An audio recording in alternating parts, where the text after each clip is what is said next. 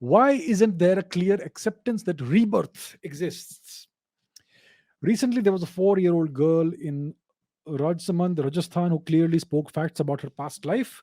India is full of such unambiguous cases of rebirth. Then what else does science need to accept the fact that rebirth exists when there are so many evidences in front of us? So let's understand what is evidence. In court, if somebody says, I saw this, then that is admissible evidence as a witness. So that is legally admissible evidence. That doesn't mean it's scientific evidence. Scientific evidence has to be unambiguous and incontrovertible. So let's understand what rebirth is. Rebirth is tied to the concept of karma. In the Abrahamic worldview, you have one life. When you die, your soul goes into some place, and then there is some guy who will either allow you to go to heaven or dump you into hell. So that is the Abrahamic concept in a very brief nutshell.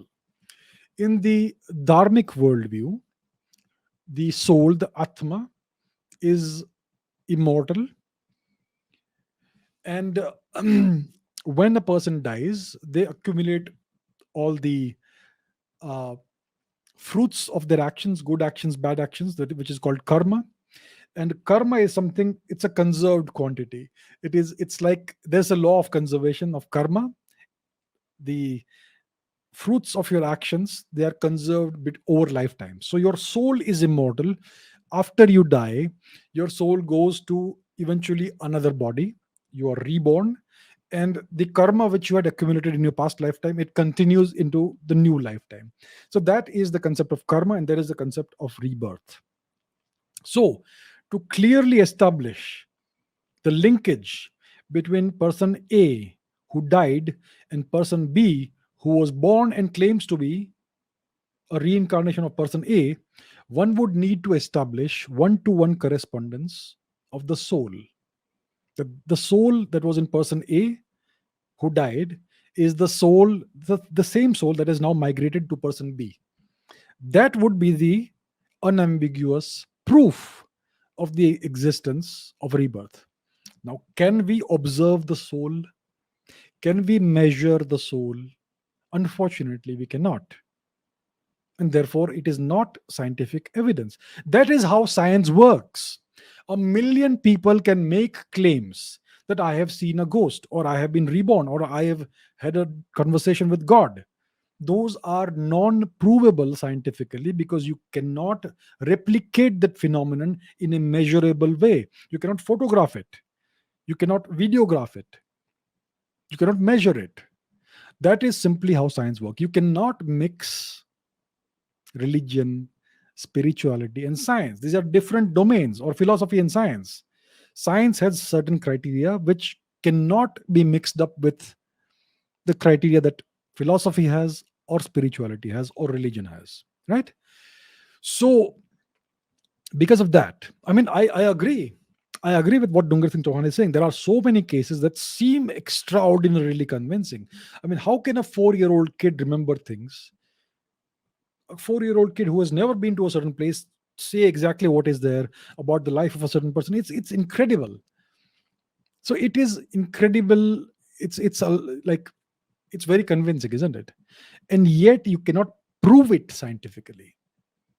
So when it comes to spirituality, when it comes to religion, or when it comes to philosophy, it's about belief. You don't need proof if you believe it. If you have the belief, why do you need proof? So we cannot bring this into the realm of science. We have to also understand that there are things that science has limitations. Science is unfortunately very imperfect. It's because of the limitations of our intellect. We humans are actually very unintelligent. Our intelligence has very, very, very hard limits. So there are so many things that we don't understand. So many things that science doesn't explain, cannot explain as of today. There are so many things that science is unable to explain today. 95% of the universe is dark. Science has no idea what it is. We are able to understand only a fraction of 5 or 4% of the universe. That too, very, very imperfectly. So there is a whole lot that science cannot explain. Maybe in the future, when humans become more intelligent, we may be able to bring certain other things into the realm of science.